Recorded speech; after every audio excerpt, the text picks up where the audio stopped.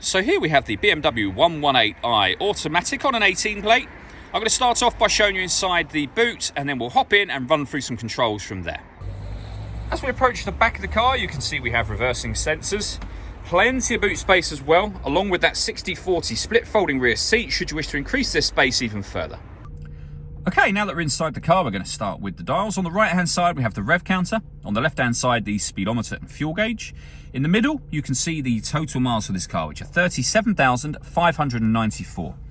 You can change information displayed above that for various bits of trip computer and fuel economy information by pressing a button on the end of the indicator stalk. You can also have a digital readout for the speedometer displayed in that section should you wish to. You can see that on the screen now. If we back out to the steering wheel, we have a speed limiter on the left hand side, and on the right hand side we have stereo and phone controls. You'll only be able to use the phone controls after such time as you pair the phone up, and that is done over on the central screen here. This is BMW's business nav, so the phone can be paired under the communication heading just here, and you will see, of course, as it's called business nav, we have satellite navigation.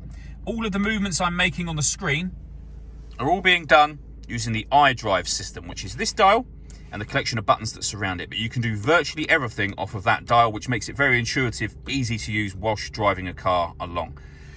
So we're on the satellite navigation at the moment. There's a full video we've done on our website and on our YouTube channel that it shows and explains how this system works, the satellite navigation system properly. We've got our music, of course, as well. So as we work our way along, you'll see we have media and radio.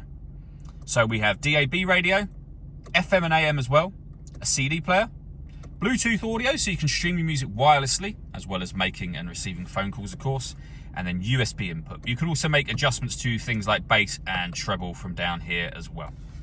Working our way down, we have the main volume and the CD player for your stereo. Beneath that, we have the air conditioning.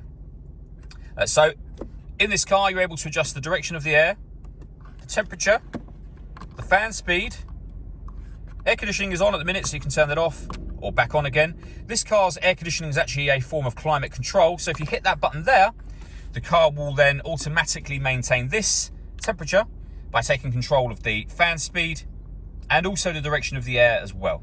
To override that, just press the auto button again. Beneath that, we have this section which will close over, but we have two cup holders and a 12-volt charging socket there. The gear lever for the fully automatic gearbox, and then these buttons next to it. So you can turn off the traction control, and then you can change the driving setup of the car. So if I press this button and show you up on the main screen, we can put the car into sport mode. We've also got Sport Plus, which isn't highlighted on the button. It's the same as Sport, but gives you dynamic traction control, so it just limits the traction control slightly. Back down to Sport, down to everyday driving, which is Comfort, and then Eco Pro at the bottom.